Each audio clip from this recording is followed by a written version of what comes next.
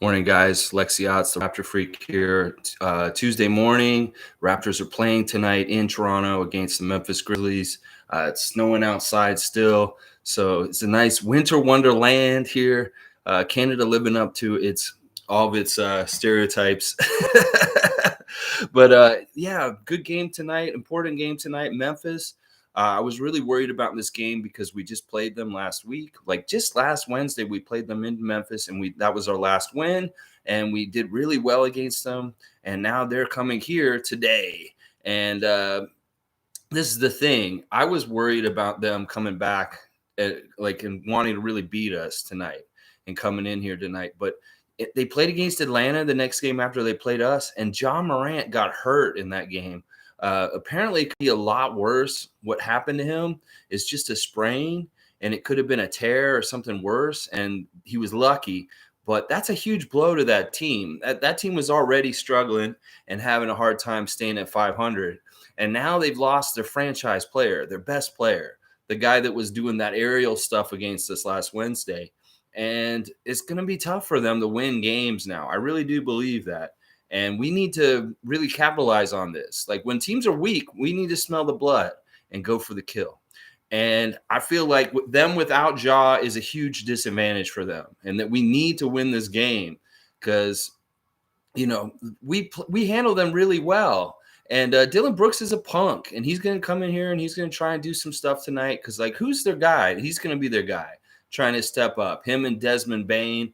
And I really feel like we can control them, even with our injuries. Like our injuries are Kem Birch is out for sure today. OG is out for sure today. OG had a bit of a setback in the last couple days, apparently, and he was supposed to come back, but he can't yet. And then Gary's 50-50. Gary could play tonight, Gary Trent. So we'll see what happens. Of course, I don't even want to see Goran Dragic on the injury report anymore. Take him off of there because he's not coming back. He's not going to be a part of our team anymore. And, they're going to keep reminding us and trying to act like, that we're lost something because of that. And one of the things last night was they were posting stats and talking about how the Raptors have one of the worst benches and worst scoring benches and stuff like that. And they're talking about how bad they shoot.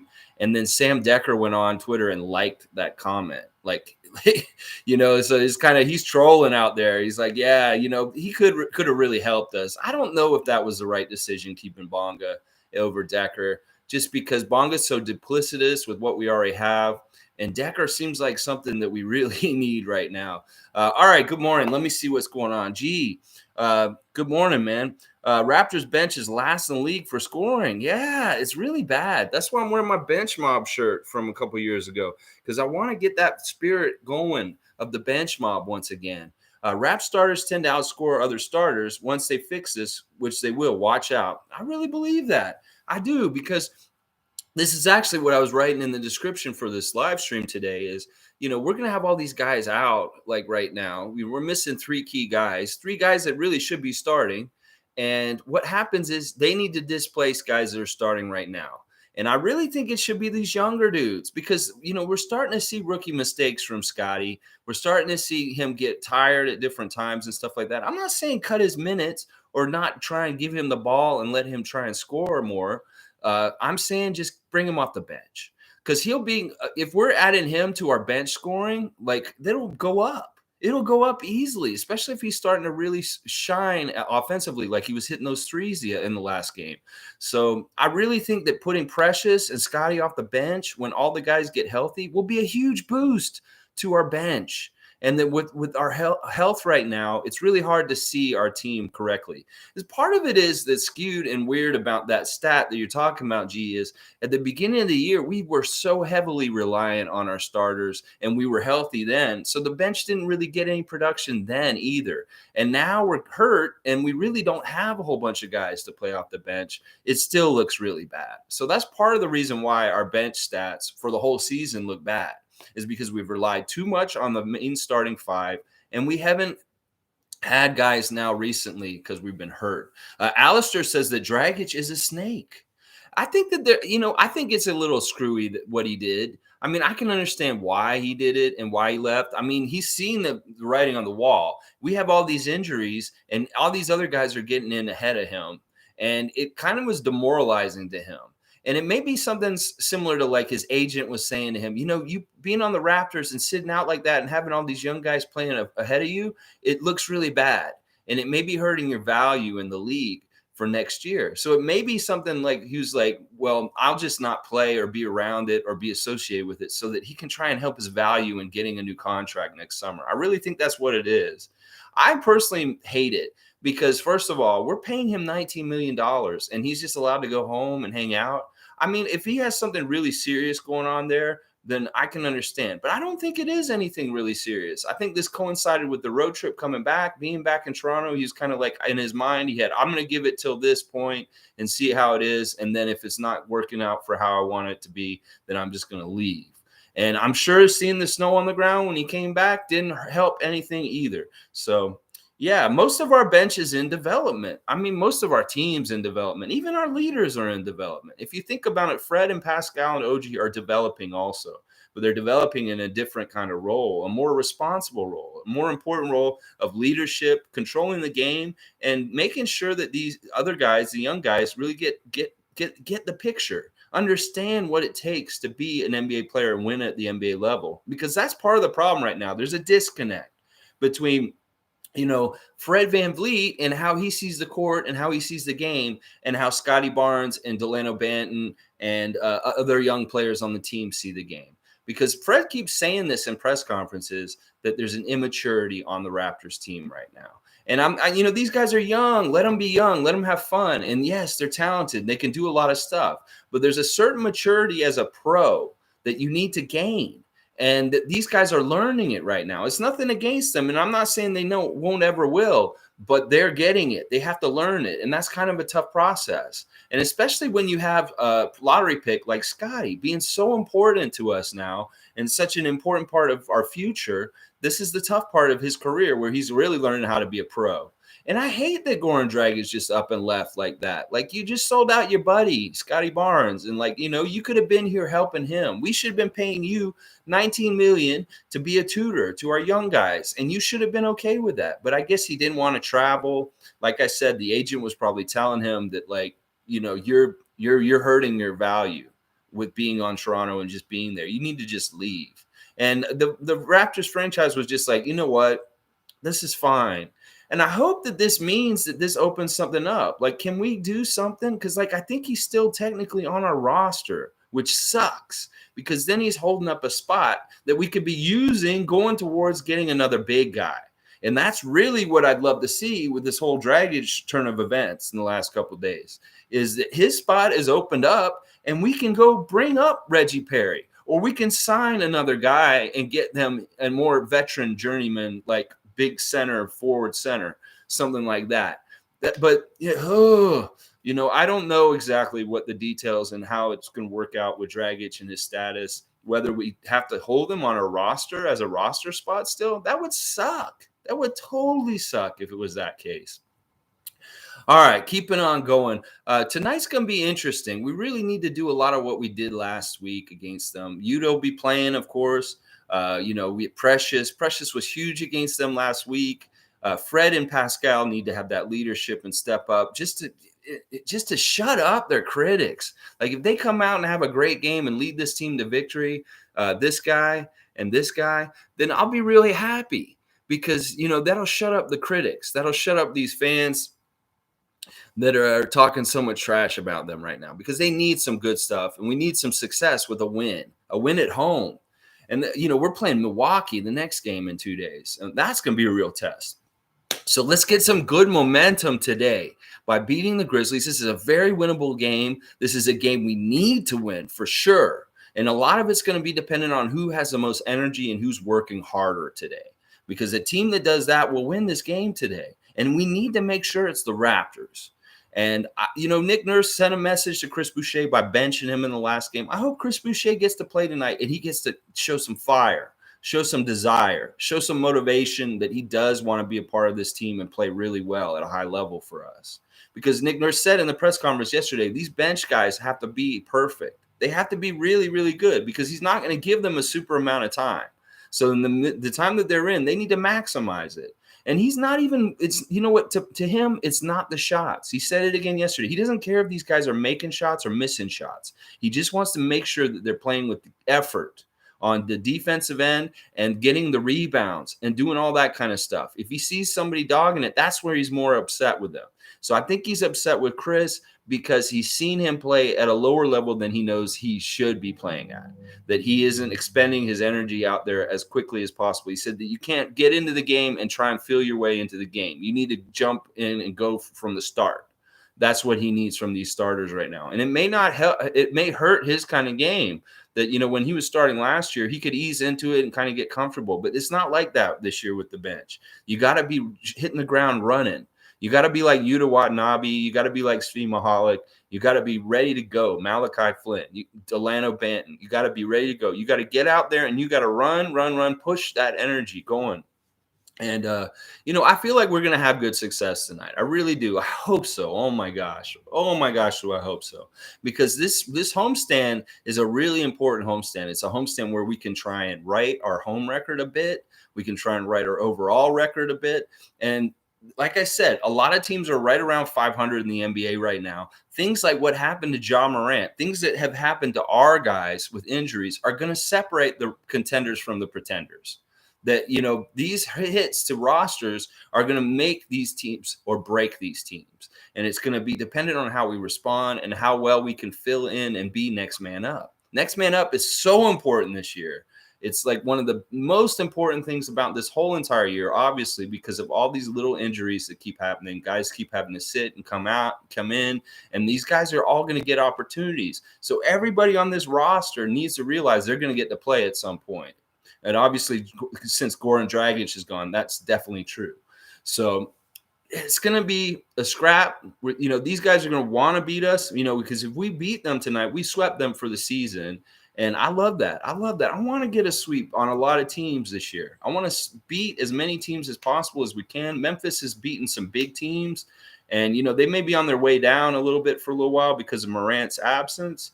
But this is what I'm saying. You don't feel bad for these kind of teams. You need to just put your foot to the throat and just chop them off. Chop the head off of the snake. Just beat the other team no matter what, because every team goes through good and bad stuff, and we need to capitalize on these times when teams are in a rough place, you know. So, Alistair, we will still make the playoffs. Trade deadline will be interesting. Yeah, we're going to get things right. I mean, this is like, if you think about it this way, for this season, we've been a 500 team for the most part. Then we got injuries, and now we've slipped under 500 by 3 games now. And that's not a hard margin to make up. It's just that we need to make sure that we're not continuing to slide. We've got to at least be 500 and a little bit better to make up for our mistakes already.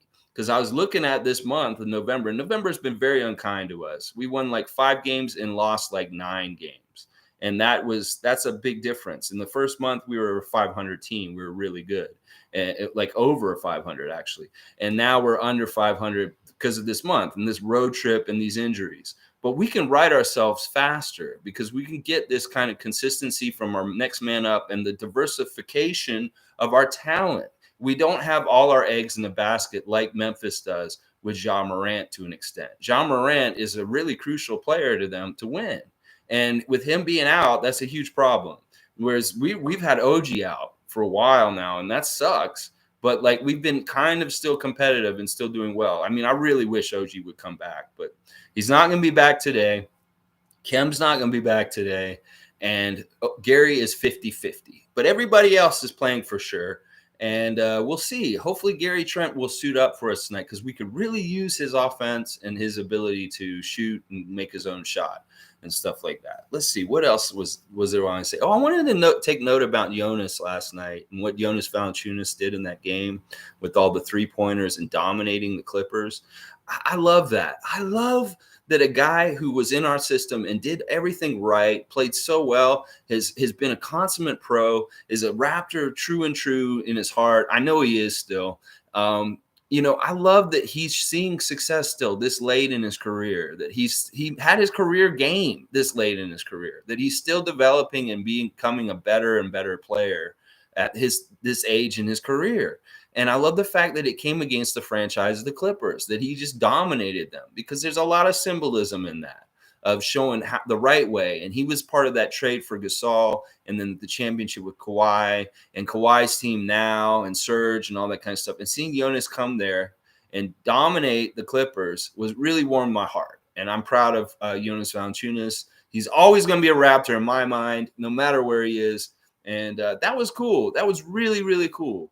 There's a lot of weird stuff happening in the NBA right now. This is a weird period of time where teams are going to either go up or down, because there's a lot of teams right in the middle right now. And like I said, it's really going to be how they deal with missing guys, losing guys from time to time, and just like these road trips and different things like that. Okay, let's keep going. Alistair said we probably should have kept Jonas. Yeah, I mean, this is the thing. It's weird because there was a period of time where it looked like Jonas was a dinosaur. The league was moving away from the kind of player that he is. But now I think with the resurgence of guys like Jokic and Nurkic and Embiid and what's his name in Washington, Gafford and Ayton and all these different guys, Allen and Mobley, that the big man is becoming in vogue again. And that, there is a place for Jonas Valanciunas still, because it was partly that he was hurting our defense so much by being so slow. And that was part of the reason why, we got to get rid of these big guys like Mark and Jonas to be a quicker, faster team on defense. And these guys still have a place in the league because they're dominating in different times and different games, these big guys. And you know what? I think that's just the way the NBA always has been on the down low, and that we've been fooling ourselves in the last 10 years that small ball and not playing with a center is the way that the NBA should be played. Because this is the thing. Guys are going to be taller and faster. They're going to be centers that are mobile enough and quick enough to keep up with stuff. Like Ayton and Gafford are kind of going in that direction. Mobley's going in that direction. So it's a weird thing where, yes, you do still need a center, and they're a great advantage, and that we need to really kind of think about that again. And maybe if we don't do something this year, I'd love to see us maybe draft a center this upcoming offseason, or make a move to get a true center, because I think that's something still valuable to have on a team in this league. And we're seeing it this year more because of the physicality. The physicality really helps a player like Jonas. The physicality really helps players like Jared Allen and Evan Mobley in some ways. So it would be weird. I don't know what the timeline would be if we didn't trade Jonas. Would we have won the NBA championship in 2019? I mean, Marc Gasol was a huge upgrade in some ways, and it did really help our defense a lot. That's a tough call. Scotty Barnes can shoot the three. Newsflash. Yes. I love this. And this is what I'm saying. I saw it from the beginning. I'm like, this guy's got Kawhi level talent on the offensive end. He's just got to find it. He's just got to get used to it. And he's just got to get consistent with it. And when he figures out how much he can put his will on the game, look out, NBA. This guy's going to be scoring and being a superstar and winning games on his own for the Raptors. And I love that. I want to see him develop more and more, because they can't stop him.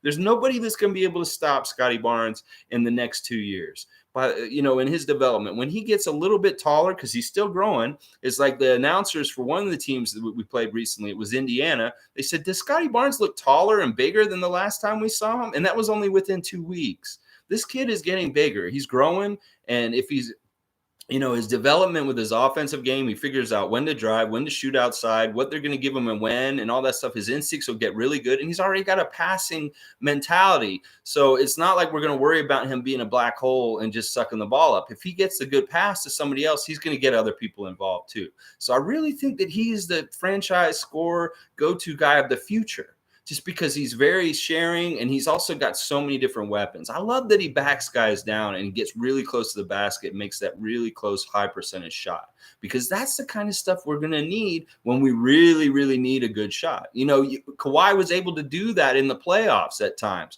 Muscle down and get right next to the basket and make easy shots in playoff games where we really needed some scoring at those times. And Scotty could be the same guy. I can really see it happening. Jonas 3 years ago was okay, but very awkward, and his IQ wasn't there. Tough call, because they were all in for the chip.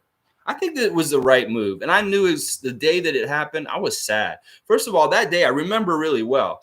If you guys want to check this out, the whole year of the NBA championship year of 2018, 2019 was documented on my Instagram show, the Kensington Variety VIP Club. I was doing regular shows in a convenience store that I worked in. I did game shows. I did Raptors trivia. I was doing updates on what was going on with the Raptors the whole year and playing just dumb games with the customers, our regular customers. But it's kind of like a really cool video diary, because I had filmed on the day that Jonas got traded for Mark. And I remember that morning we were bound to play Atlanta, and Jonas had been hurt and he was just cleared to play. And I was really happy he was going to play. And I was like, newsflash, Jonas Valanciunas couldn't play tonight. And then an hour later I had to go on there and say that he had just been traded for Marc Gasol. And I was depressed. So you actually got like my real reaction in that moment. But also it was like I was depressed, but I was also like, I saw the move for what it was, that Masai Ujiri was going for the championship. And that at the end of my little episode on that day, I was saying, Larry O'Brien, here we come. And that was the day of that trade. I was saying, we're going to win the championship. And we did. And so I think that was crucial for it, that Mark was crucial for the championship, and that unfortunately Jonas had to be like DeMar and Coach Casey and be kind of like the people that were on the out to get there. I was really pushing for Jonas to get a championship just because he played half the championship year with us. And I thought he deserved a ring just because he was on the team that year, but that's not how it works, apparently. All right, let's see. We love Jonas. Jonas is always going to be welcome here. He's such just a big goofball. You remember that old clip of him ice fishing in the lake and like all the different fun stuff about him. And he on the down low, his friendship with Kyle and DeMar is really special also. They're really like a trio, really. Yeah, he'd be great to be on the team right now. If we could, oh my gosh, could he get traded for Dragic? Like, are the numbers right for Valanciunas for Dragic? Because that's a perfect trade right there. That's exactly what we need right there. Oh my gosh. I'd trade Siakam for a star big, depending on how he performs this postseason. We'll see. I mean, supposedly Siakam's supposed to be a star big. I mean, I think he's always been a small forward, but we've been playing him out of position. Like, even when we play him at the 4, I don't like it. But playing him at the 5, I really don't like it. And I think that's part of what's hurt Pascal in some ways, is that he's playing out of position. He really should be a 3, a straight up 3, and we should have 2 bigger guys on the court with him all the time. So he's not taking all the knocks. He's not having to be all physical. He's much more effective because he's using his length and his quickness against wings and not having to battle big guys, because this is a league where there's still a 5 and a 4 a lot of times on other teams. Some teams are playing 5 and 5, Horford and Williams, Mobley and Allen, so it's like, Pascal having to play these guys is not good. I hate it. And it's part of the reason why he looks so bad to people, is because he's playing out of position. All right, let's see. Precious reminds me a bit of how with Butterfingers at times so easily reminds me a bit of how with Butterfingers at times, etc. So really believe they will develop Precious into something special. I think you're talking about bunnies. And you're talking about kind of Gillespie and Bismack Biyombo kind of stuff. Like it's just about him getting better with his timing and his hands and understanding how they're going to pass it to him, or how he, other guys figuring out how he likes to catch it. And then around the basket, like I've said, for all these guys, whether it's Chris Boucher, OG Anunoby, Pascal, Fred, Precious, they're getting hammered. The physicalness of the NBA this year is hammering people hard right around the basket and like not getting fouls called. Like, they're holding Precious's arms, they're bodying him when he's going up and making him miss slightly just from that. There's a lot of different reasons why Precious isn't making his shot close to the basket at times, but it's going to happen. It's going to work out. He's going to get developed. He's going to get better and better at making the ball find the basket no matter what. And the thing about him hitting his threes against Memphis last week, it's big. It's a big development, because these other centers, Memphis today may have to really think about coming out and guarding him, bringing their center out to the 3-point line when he gets open around the 3-point line. Because he was open around the 3-point line against Boston. He hesitated. He didn't take the shot on Sunday. And that made me mad, because I was like, Precious, you've been making these threes. You need to shoot them more again and take them when they lay off you and you're there. Just go ahead and take them. So, let's see. Are you saying that you really don't like are you saying that Pascal at the 5 makes him look bad because he's getting bullied? Because yeah, that's true. I think that Pascal, part of what makes him look bad is that we play small. and that he's a finesse player and he should be playing a finesse game and not having to play a physical game so much. And I wish they knew this and they would do something about this. Bobby and Masai, so yeah, Pascal, that's what I thought. But yeah, I think that with everybody on the whole team right now, they're still feeling it out. There's a lot of room for success. There's a lot of room for opportunity. And it's like these guys on this team need to recognize that there's opportunity there for them to take. Whether it's getting regular rotation minutes, whether it's getting to start, whether it's becoming the man and being the clutch guy.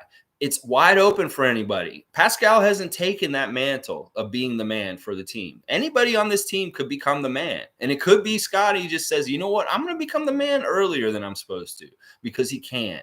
Or OG comes back and he's like, you know what, I've seen this from the outside perspective. I'm ready to become the man and I'm stepping up and become the man. But until somebody becomes the man for the team, and they talked about this man at the beginning of the year in the press conferences, Fred and Pascal, that it's supposed to be Pascal.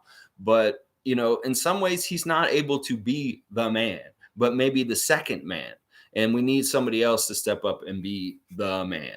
So anyway, I know they're saying the man a lot there, but all right, it's 26 minutes. There's not a whole lot to say. Memphis is missing Ja Morant, their franchise player. That's a huge blow to them. It's going to be an interesting game because they're going to have some fire. I think Dylan Brooks is going to come out and try and be an asshole. And, he wants to beat us. So we got to make sure we beat them. This is a really easy way to get not a really easy. This is a way to get a game streak against one of the teams in the league. Let's defeat Memphis in both games and feel good about this because we need some momentum going into the game against Milwaukee on Thursday. That's going to be a real test. And this is where we need to really start thinking about Fred needs to take these youngsters and say, listen, this is our home court. This is the North. We're on another side of a border. You guys need to think about this whole country of Canada as our territory, and we need to defend it. We need to defend the North. In the last game, you let some punk ass named Marcus Smart, who called himself the king of the North after the bubble, come in and make himself the king of the North again temporarily in the game on Sunday. And we can't have that anymore. We can't have other players coming up here thinking they're the king of the North. We have to be the kings of the North. We have to hold down our home court, and we have to protect it.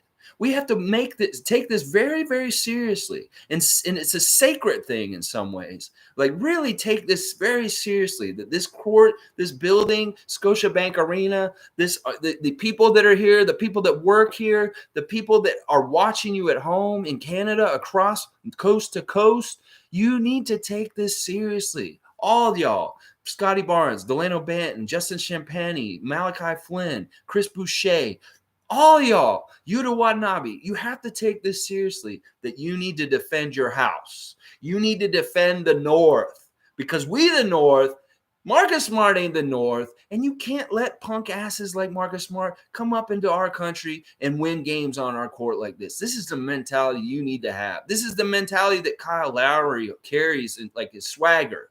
And this is what Fred VanVleet feels deep down inside, but he is trying to get it across to these other guys and let them know this is what's up. And they really need to start thinking about this and how that is, because we're not going to be able to depend on the fans to start the momentum for us. It's all going to have to be player-based momentum come there. I wish the fans would give them momentum and energy just regardless, but they're not unconditional with their cheering. There is conditions for the crowd to cheer right for the team. So if they're not going to be unconditional with their cheering, no matter what, for the team has to give them good things to cheer about. And they need to think about it that way, because either they're going to give them good things to cheer about, or the other team's going to give them things to shut up about. Because that's the thing. The other team is able to control our crowd just by scoring on us and messing us up. And we can't let that happen. So we need a new bench mob. We need to defend the North. And, when these guys get healthy, I really do believe we'll get more of a bench mob, a better bench going. Because this is the thing. We've had to put all our talent into the starting lineup in the last week or so. And once guys start coming back, tough decisions are made. People go to the bench, and hopefully they continue to play really well. And I think that somebody like Scotty doesn't get hurt by being on the bench or being in the starting lineup. So I think that that's a really easy decision right there, Nick Nurse, that you can solve a lot of your problems by moving Scotty to the bench when everybody's healthy again. Okay, guys, let me see real quick. Paul, it's no problem, man. Just come back and watch the beginning of it. There's just a little bit of things going on there. I feel good about them winning tonight, especially since I saw Ja Morant was out. That I knew that was going to be. It's just going to be a battle either way. Like these guys, it's really going to be whichever team plays with the most energy and gets the 50-50 balls and is hitting their shot better. We really need to bug their shooters. Their outside shooters like Bane. Bane shot way too good against us in the first game. We can't let him do that again.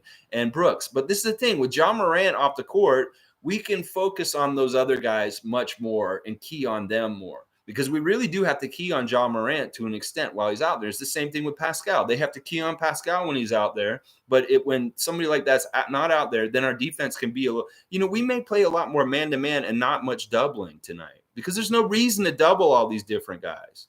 We can play them straight up and probably do really well. So I hope that they're not doubling too much unless they need to do it for full court press or something like that. Paul, is Nick Nurse not instilling protecting home court? I think it's not necessarily Nick Nurse, but maybe it may be. Yeah, they really need to talk about this with these guys and make sure that they really understand the importance of what I just was talking about. My spiel just now, I felt really good about how I said that and laid it all out because I feel like that's really how they need to look at it. That this is our country, this is our court, this is our city, this is our building, these are our fans. These are our people, and we need to protect a win here. We don't want people coming here and winning against us. So when Marcus Smart disrespects our court, we should retaliate. Well, we shouldn't let him get open shots. Like, first of all, he's a shorter guard. We should be able to tie him up easy. There was absolutely no reason for him to get those 3-pointers late in the game and kill us on Sunday. It pissed me off.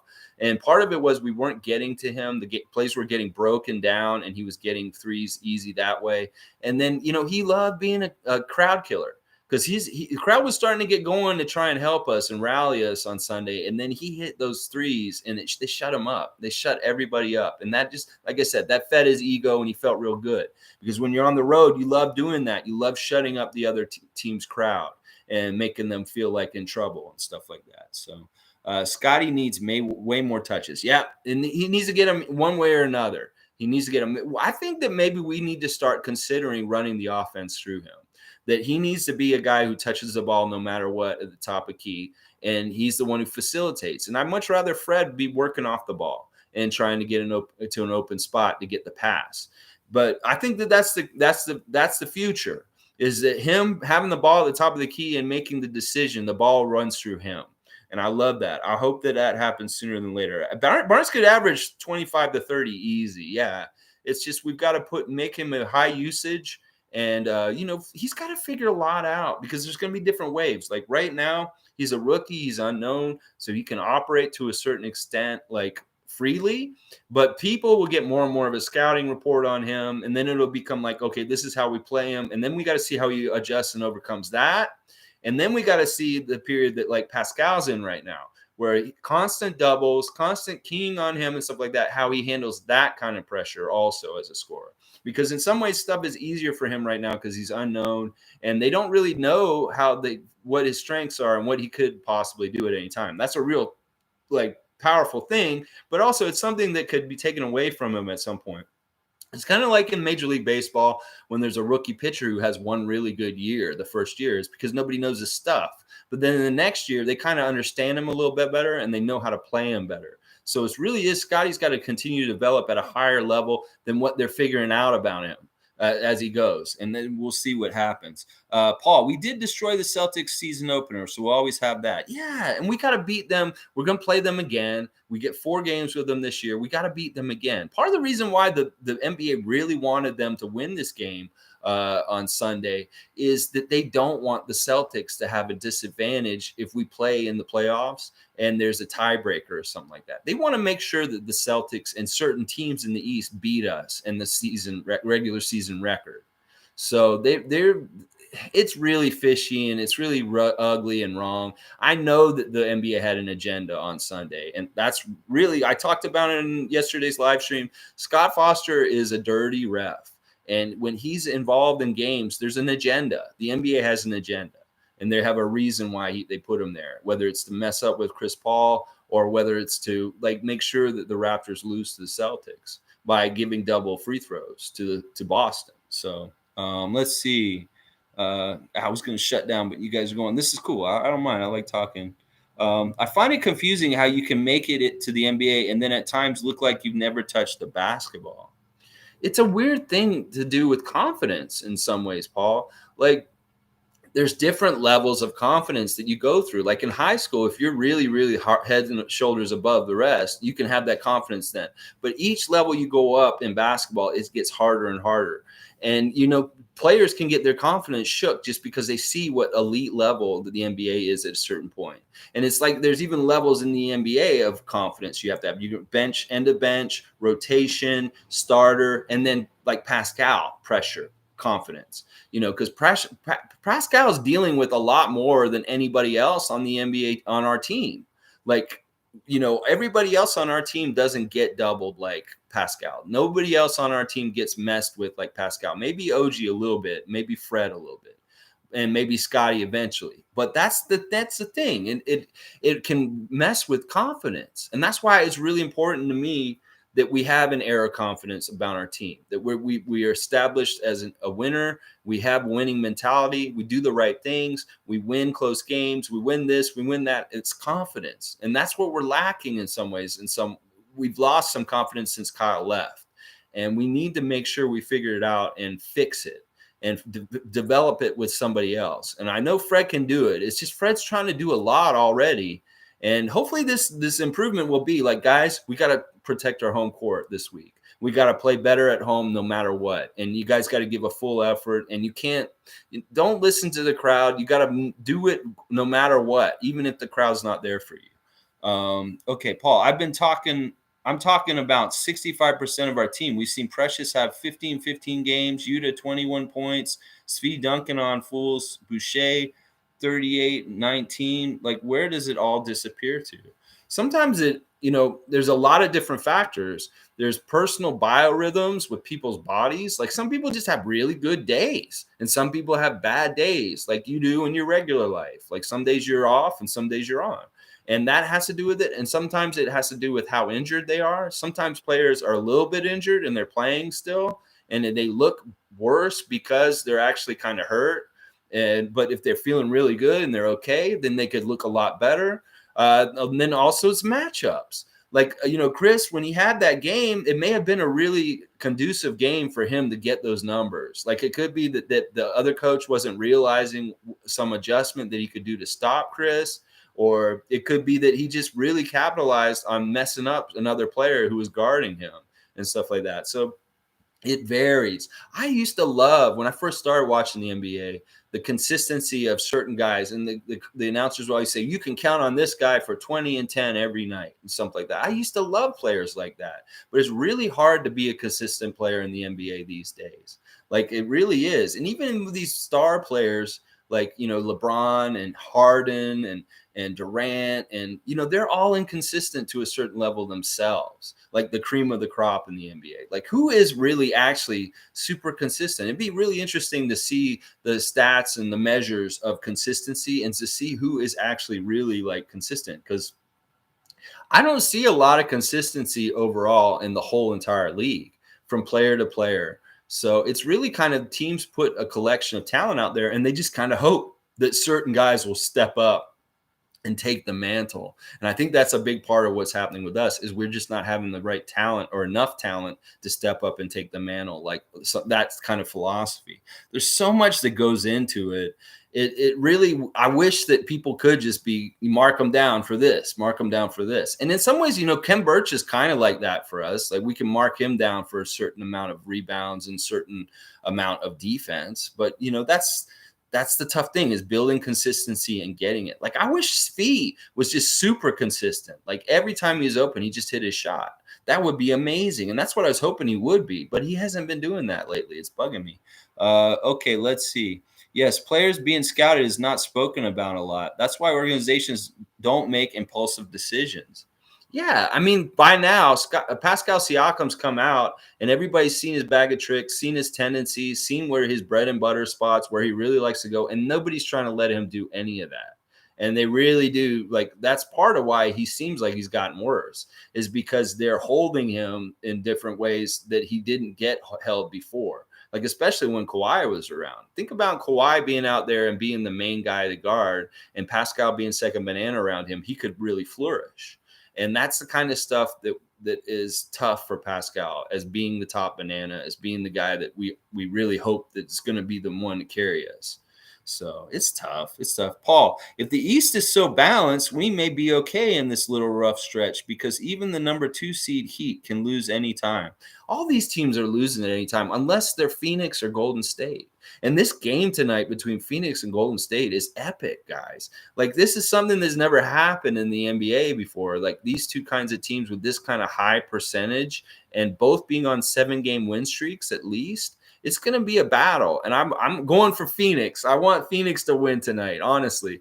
But it is. It's very true what you're saying. This rough stretch is nothing to really think about our whole season for, because it's a thing. None of our guys are that short-sighted or taking it to heart. They understand that this is going to be a process and this is going to be hard. And, thank God they're nothing like our fan base, and just like the reactions, overreacting, and just all this kind of stuff. They realize this is a process, and it's going to be hard, and they're going to lose games from time to time. And this is the whole thing. And I love this about them. They're not going to be like Sacramento. They may not be like some of these other teams that'll give up at some point and just say, you know what, I'm not going to try that hard. I'm not going to do it that hard, because that's going to happen. As the season goes on, there's going to be certain teams that just don't have the mentality that we have, and the different things, and they're going to fall off because they're going to stop trying at a certain point. Everybody's trying right now. That's part of the reason why it's like this. But at a certain point, people are going to be like, yeah, this isn't realistic, and they'll kind of pack up shop a little bit, or they won't try as hard. And I don't think that's going to happen with us. That's our MO, that no matter what, whether we're winning or losing, down by 20, we give a full effort, and we do it all the time. And that's going to get us somewhere just on that alone. That when other teams start having problems and they just kind of give up, or certain individual players on a team give up because they're not bought into thinking that this is actually a good team, that's where it suffers. But that won't be the case with us. And that's where we'll get an advantage in the long term. So just hold in there. Let's wait for some other teams to falter and have some problems. Like, I think this is a huge problem for Memphis, losing Ja Morant for this period of time. And they may not recover from it for the rest of the year. And they may sit on the outside of the playoffs because of this. He may be out for a month, and who knows what their record will be. They're 14 and they're even right now, but who knows where they'll be in like a month when Ja Morant comes back. They may be way lower than that. So, Paul, speaking of streaks, remember last year our 9-game losing streak versus Houston? 20? No comment. Yeah. Oh, yeah, we had a 9-game losing streak. Houston had a 20-game losing streak. Houston's on pace to be maybe making the worst record ever in the history of the NBA again this year. But this is the thing. These are teams, when they're hurting and they're down, we need to kick them while they're down.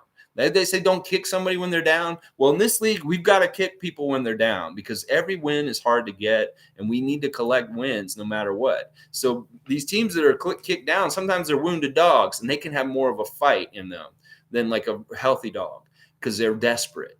And that's what we really need to realize tonight, is that like there's an opportunity for guys under Ja Morant to step up and try and be the man for the Grizzlies. And we need to make sure that nobody's looking like the man for them tonight, and we just beat them. We need to protect home court. I've said that over and over again. We just need to protect home court. We the North, protect the Canadian border. They're not letting no unvaxxed people across now and stuff like that. So Wiggins got his vax. Kyrie hasn't. I don't know about some of the other guys like Bradley Beal. One more, Alistair. We always come back from a deficit, but however, because we don't have a center, our wings will have to work harder to get the same result. Yeah, we always try and come back. See, I'm worried in the last few games where we've been down, we try to make these surges and runs to catch up to them. They're not sustaining, and we're not overpowering, and we're not getting over the hump. And that's something that we've got to change. And hopefully that'll change with getting scores like Gary and OG back. But, man, it's so deflating and tough to see us kind of fighting to get closer to teams like the Celtics. And not getting over the hump. It just sucks. I hate it. All right, guys, like, comment, subscribe, share. Let's be proud Raptor fans, even if we're on the losing side of the record right now. We've got a lot of work to do, but we've got a lot of promise, and we need to protect home, and we need to find a bench mob. We're going to get one eventually. I really think it would be smart to have those young guys on the bench and start our veterans. Okay, have a good day. Raptors, let's go! Let's beat Memphis today. We can do that. These ain't no Grizzlies. These are teddy bears. So let's put them to bed. Oh, yeah. Let's put them teddy bears to bed.